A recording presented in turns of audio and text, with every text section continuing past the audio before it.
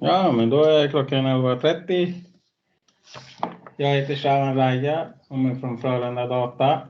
Jag har med mig min kollega Fanny Brisegård. Och idag ska vi prata om omgivningskontroll. Jag tänkte gå igenom agendan för idag. Och jag kommer att hålla en liten kortare genomgång om Frölunda Data och vilka vi är. Och idag har vi med oss John Stacey från Pretorian som ska berätta om produkterna då. Och efter Johns presentation så kommer vi ha en frågestund då. Men det går jättebra att ställa frågorna under presentationen i chattforumet då. Så tar vi frågorna sen när det är dags för det. Webbinariet kommer att spelas in. Och efter webbinariet är slut så kommer vi skicka det ut till er som har anmält er då. Och vi ber er att stänga av era mikrofoner och era kameror under presentationen. Det går jättebra att sätta på dem sen när vi har frågestunden då. Ska jag berätta lite om oss för Frölunda Data. Vi finns ju i både Göteborg och Stockholm. Och vi har funnits många år i branschen sedan 1985. Och vi har ju jobbat med IT-hjälpmedel ganska länge faktiskt. Och vårt fokusområde är läs- och skrivhjälpmedel, kognition, kommunikation samt styrsätt och inmatningar då. Så vi har ju alla lösningar, alla typer av funktionshinder då. Så man kan ju kontakta oss om man vill ha till exempel någon specifik produktgenomgång, så kan man kontakta oss så kan vi hjälpa er med det. Det kan vi antingen göra digitalt eller så kommer vi ut. Nu när restriktionerna har släppt lite så kan vi äntligen träffas fysiskt, vilket vi ser fram emot. Så det var lite kort om Frölunda Data. And now I will hand over to John Stacey from Pretorian. He will have the presentation in English. So, welcome, John Stacey. Hello, everyone. Thank you very much for having me today. I'm John, as Shravan said. I'm from Pretorian Technologies. We're based in the UK. If you can't tell already from my accent, we're based in the UK, and we distribute our products all the way around the world, everywhere that you can think of. We do a range of different types of products, and I guess the best way to describe what we do is mainly based around kind of access. So giving people access to different types of device, not just digital devices, computers, tablets, for example, but also environmental controls and better iPad access and better educational access alongside other things such as gaming as well, which we're sort of delving into the world of gaming as we speak. So yeah, today I've been asked to come along by the guys. Thank you very much again for inviting me, and I'm going to show you a really brief, quick kind of introduction to a set of products. So the range that I'm going to show you today is our Environ range, and Environ stands for environmental controls. And I'm going to really quickly show you them in action and really briefly explain how they work, but I won't be going into details of how they get set up. And that's really crucial for me to tell you, because the how you get set up with these devices can be quite convoluted, can be quite detailed, and that's really only down to the user. So the more you want to use them for different things, the more you'll need to take time to set them up in a specific way. For example, what I'm about to show you probably took me about 20 minutes to set up this morning. But having said that, most of our products are very, very, very simple to get going and to get set up. So hopefully that comes across as best it can today. If it doesn't, I will just, before I get started in showing you things, I will just refer to our website and our social media. We have a lot of video content on there. And in some of the videos, we do show you how to set things up. So if you want to see it in more detail, absolutely do so by having a look on our website. And the first thing I'll do actually is show you some of the sections on our website. So if I can sort of take control a little bit and show my screen. So let's see if I can bring it up here. There we go. Hopefully this is working. Please shout or tell me, somebody, if this isn't working. But this is my screen that I'm showing you here. And this is our Environ range on our website. So the first thing to probably show you is the introduction to Environ. So this is the tab here is showing you the introduction to our Environ range. And essentially, the crucial point in this to show you this is this diagram here. So what I'm going to show you today is these three input devices. So you've got the app on iPad, you've got switches. Obviously, a lot of people use switches. And we've got the Environ scanning remote. Now, it's called the scanning remote because it is touch panel remote, but also it can be used with switch scans. So switches can be plugged in or connected to it, and it can be a switch scanning remote as well. And it allows easier access to, all of these three allow easier access to a range of different devices. The Environ Hub is appropriately named because it is the centerpiece of all of these products. So you pretty much need a hub for most of the connectivity that we're going to talk about today and most of the different outputs that you can think of. But you may also just need this, which is the iClick. And the iClick you may have heard of before because it's not just an Environ product. It can be used for any mains control purpose and has its own app actually as well in order to just use on its own without Environ. However, I'm going to show it in Environ mode today. And then this sort of shows this side of the sort of diagram shows the outputs and the types of outputs you may want to use. We're not going to go into the home adaptations today. They're a bit more convoluted, a bit more detailed, and a little bit separate to what the main function of Environ is, because really Environ is about that short-term, lower cost environmental control. So mainly it's for infrared control devices, TVs, radios, etc. And then mains control devices, and I'll show you using a lamp just because it's the easiest way to show you today. And then finally, I won't show you this, but I will show you on the screen while we're sharing. This is our use all these three inputs in a hospital or care situation where it can become an alarm. So you may have an alarm system and the input for that alarm may not be accessible by the person in use of it, so they may need someone to do it for them. However, we can basically, by plugging in this Environ alert, it allows you access to use these three inputs to use that alarm. So this is the Environ alert. It tells you a bit more information there and explains basically what I've just told you, which is that it essentially triggers the alert for you instead of having to press the button that's built into the system. But there's some more detail there for you. Final thing before I show you kind of the actual products in action is this page here, and this is the example configuration. So if you're unsure beyond my presentation today what you might want to use it for, have a look in here. Think about the kinds of things you might want to use Environ for along here. And then choose your input method, and it's as simple as that. So if I hit TV there and then I hit iPad, if you scroll down, it'll tell you exactly the products you need. So you need an iPad with the app and you need the hub, and that's all you need. And once that's programmed in, your TV will work. Other situations and other configurations may need more products, but it just allows you to understand what you'd need to set that up. So I'll come out of this now. I'll just come out of that. Hopefully we're back with me here. And then I'll just switch camera around so you can see the top-down view, and you'll have to excuse me immediately with this because that's if it works. There we go.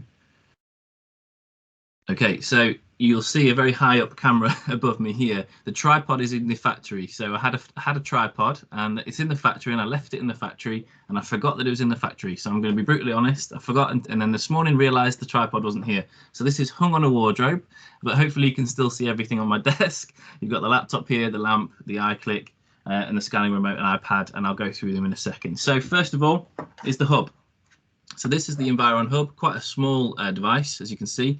And essentially, what you've got on the hub, just physically, is infrared receivers here. And this is where you will point your input device, or you'll need your input device close to. But this can be mounted, it can be put up somewhere, it can be put in a discrete location. It doesn't need to be right in front of the TV or other devices. However, you just need a clear line of sight between any input device you use, such as this scanning remote and these two infrared lights here. The front of it, this is more of your setup. So this is when you are setting up your device and you have an IR in here, a small IR in here, and that's basically for when you're coding in the different sort of levels of inputs when you're setting them up. So this is quite crucial to understand that at the beginning, when you're setting things up, you do need this side of things. But once it's set up, and this is what I'm going to show you now, you just need that side pointing towards you, basically, or whatever device you're using. We've got an iPad, we've got a big switch here, big yellow switch, 125mm diameter. We also do 75mm diameter, so smaller version of the switch is completely wireless. As you can see, there's no wired wire setup there. And then we've got the scanning remote, which, as I said before, is a flat key remote with lots of different sort of options in the buttons and lots of different modes you can select at the top. And you can pair these switches, these buttons on the scanning remote, to not just the hub. So you can pair it to the iClick, which I'll show you with the lamp in the future. So it can do more than one thing. And the other thing to note with all of this, so whilst I'm showing you all of this, is that multiple inputs can be set for multiple paired. So, for example, it's quite simple with the switch that this will only have one pairing. So at the moment, it's paired to the lamp through the iClick. But if I wanted to, and I will show you that in a moment, I can quite simply pair it with the hub or the scanning remote and actually use it with the TV. So that's how simple and quick it is to just adapt the input devices. I'll leave the app till last because there's a bit more detail in the app, but I'll get straight into it and show you on this huge TV. Again, it's the only TV I've got, apologies for that. The small TV is again at the factory and it's being used for something else at the moment, so I couldn't even have that if I wanted it. And I'll show you straight away how we can get going with the TV. So what I've done with the hub, pre sort of coming on here tonight, because it will take too long to show you, is I've programmed into the hub, how many have I done? 6 codes. I've done 6 different codes. So code number 1 would be on and off, standby mode on your normal remote. So essentially, this is the remote, and I've programmed it in using the remote and played with the hub to sort of set the codes using this original remote. So I've got on off, I've got channel up and down, and I've got volume up and down, and then I've set a macro code, which means it's pressing more than one button. So you might need to set a channel that's 2 buttons, 3 buttons, 23, 104, whatever it is on your TV. And crucially, you'd need to set that up so that you don't have to press more than one button over and over again. So I've set up a macro as well to show you how that works in action as well. Before I show you it all, though, what you get with the devices is these laminated cards. One is the configuration card, so that is to help you to remember what you've set up with what input device. So, for example, iPad and lamp through iClick, you can set up in the configuration card. But this one is the TV sort of code card. So when you're setting up the codes, to remind you to which channel you've set up all the codes, you can fill it in down here. So, for example, number 1, if I was to fill this in on a laminated card with a whiteboard marker I can rub off, I would put standby on off code 1, and that's what I've set up there. And you get that with all the devices, so you haven't got to worry about scrambling with bits of paper and things like that. So fingers crossed this will work, because I did set this up a little while ago, but I'm now just going to turn the TV on using the scanning remote. So hopefully that'll work. There we go. TV is now powering up. And what I'll go through, I'll just show you kind of really briefly all the different functions I've set up onto the remote, and then I'll literally switch to the iPad and show you the exact same situation. And show you how simple, once you've got it set up, it can be used. Typical, it's taking a while to load up. Okay, so that's BBC One. And then we press the second one down to go up a channel. And then I pressed it again. And we're moving along the channels there. Hopefully you can see that on the screen. Pressing down, that's scrolling down through the channels again. And you can hear the audible sound. You can turn that on and off if you'd like, but the audible sound's obviously quite helpful. I can turn the volume up. On cloud 9, she said. And I can turn it all the way down if I need to. The volume down is being a bit temperamental at the moment. Some of these IR codes, this is actually quite worth noting, some of these IR codes can be quite confusing and can get mixed up. So this is actually an opportunity for me to show you how to pair it quickly. So if I go into here, and I repair this, and the larger issue is now being looked into by state legislatures throughout the country.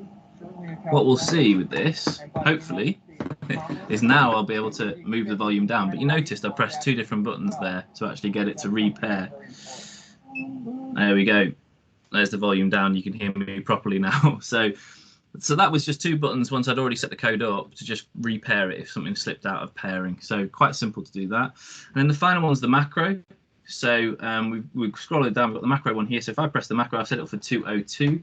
Which is my daughter's favourite channel, CBeebies, so you can see lots of cartoons come up straight away. But that's 202, so pressing one button there, press 2, 0, then 2. So I'd set it up as a macro code. You can go up to 4 numbers if you really need to, but you don't obviously need to. For most TVs, you just need 2 buttons or 3 buttons. But it allows you to set in more detailed codes, I guess, in that you don't have to press so many buttons at once.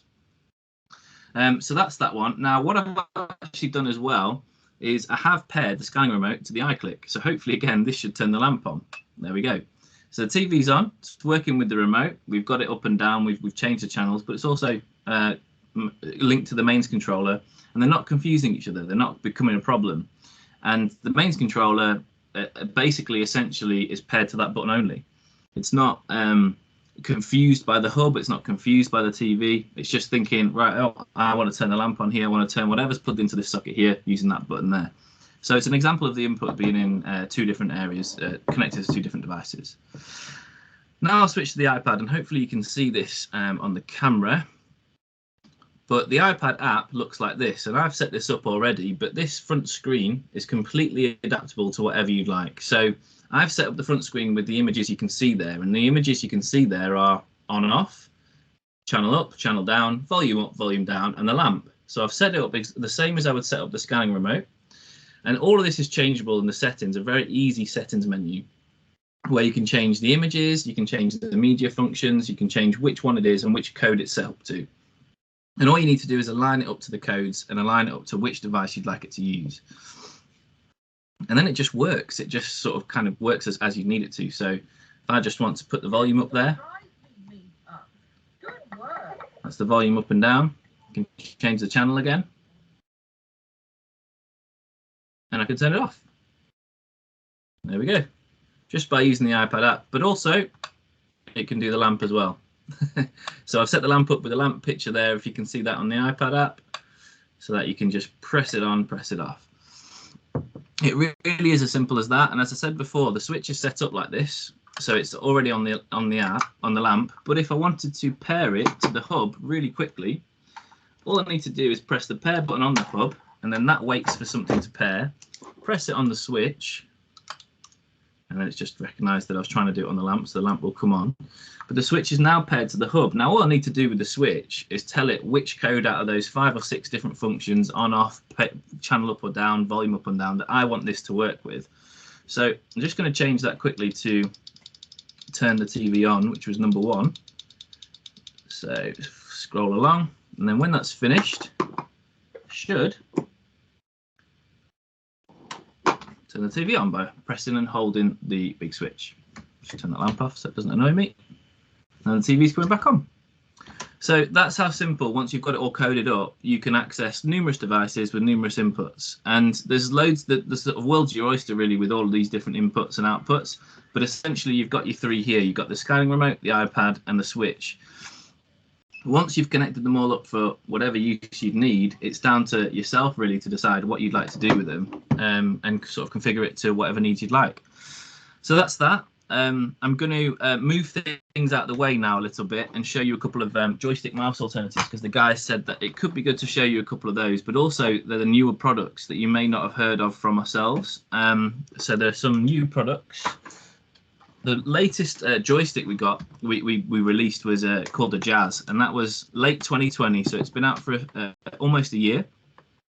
And the Jazz joystick, if you can see this, is a lot like our Optima. If you've seen our other joysticks, it looks exactly the same as the Optima.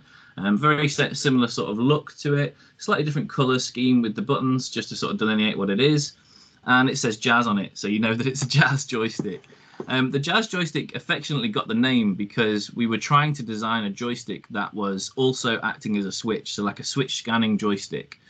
And we have, I mean, this is what it does. It does have a mode in it, which is switch scanning mode for AAC devices, for grid, for communicator 5, whatever. You can adapt, you can literally press a set of buttons and it quickly changes to switch scanning mode, and your joystick is then a switch scanning joystick for whatever device you'd need. There's no need to reset it up. There's no need to configure it again. It's press the buttons, plug it into your device, and away you go. There's a video on our website to show you how simple that is using Grid 3 actually.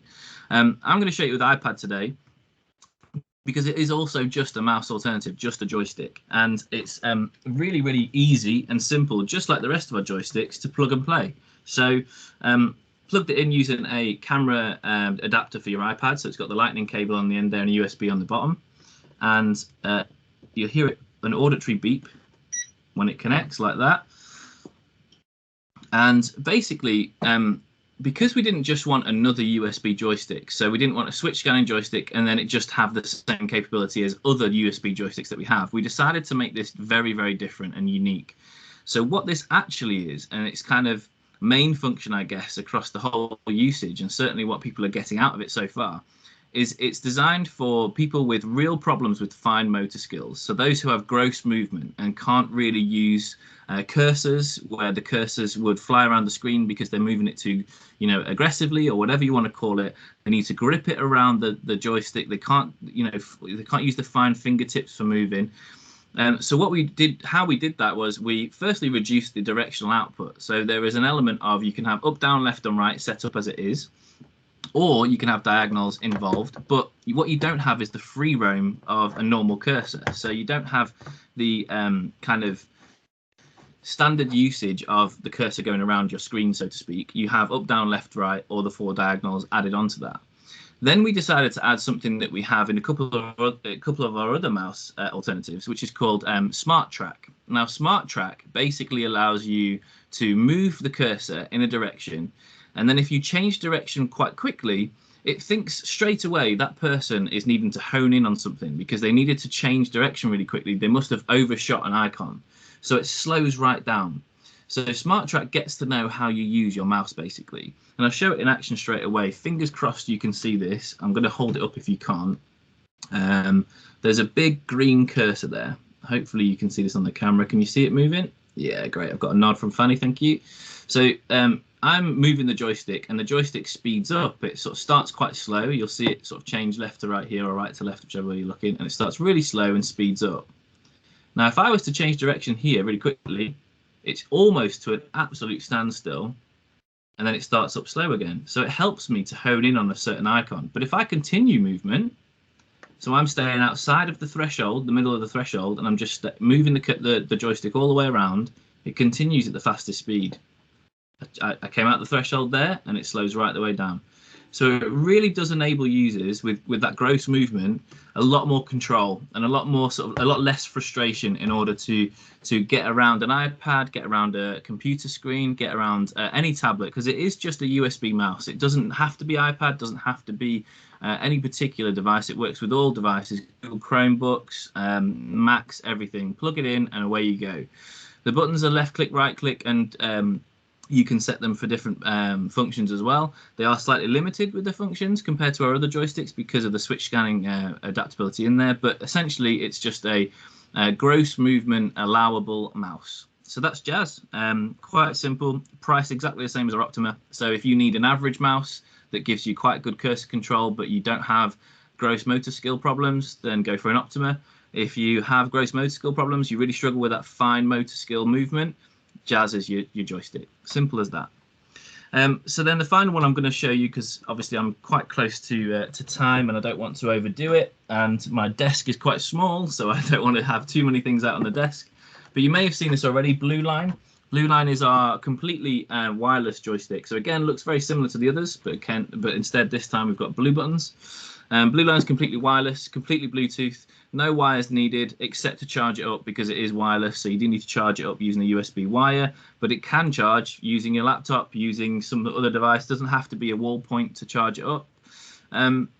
Now, the reason I'm showing you it is for two reasons, really. Completely wireless, and we obviously do have wireless mouse alternatives from joysticks using receivers. So we have our Optimax and we have our SimplyWorks devices, if you've heard of those. They need a second device. They need something to connect this to. So, they use signals to connect them to. Now, that's fine. That's great. But if you need that extra freedom, if you need your USB ports for something, and or you need to use it for iPad, for example, you can't use a receiver. You need something like this, where it's just completely Bluetooth. So if your device is Bluetooth, or you've got a Bluetooth dongle, here you go. Just connects really quickly, and away you go.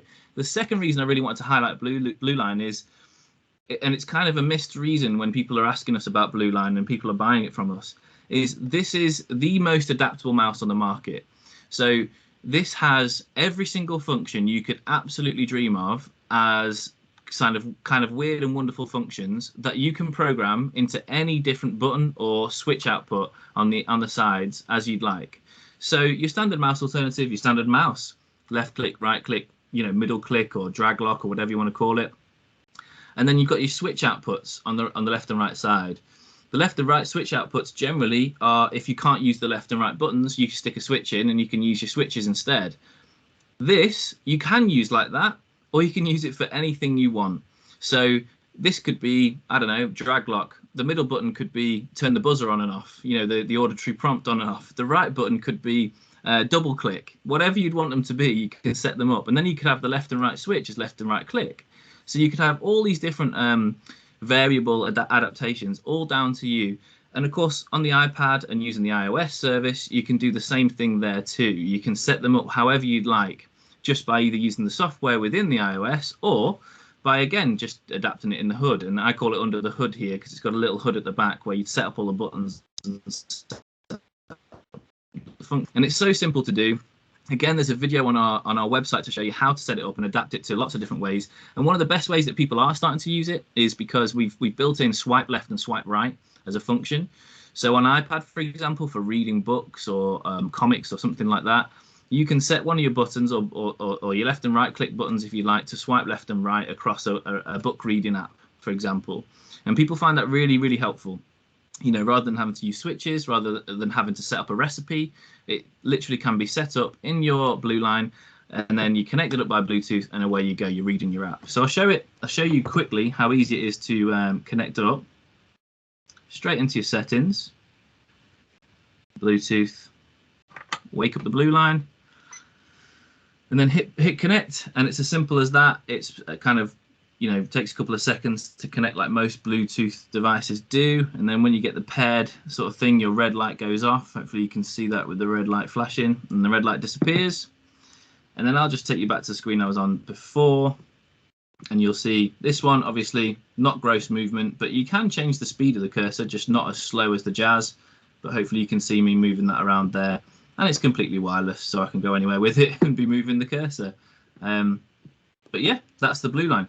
So I'm a little bit 5 minutes before the end, but if anybody's happy to throw any questions at me, I'll change my camera and leave it there for now. I have got a lot more products I can show, but obviously I don't want to get started with something completely new straight away. So hopefully that was all really helpful for everybody. And I'll just quickly flip my camera back around so you can all see me again, rather than the top of my head. So there we go. Thank you for that. Thank you for letting me show off those devices. Thank you very much, John, for a lovely presentation. No problem.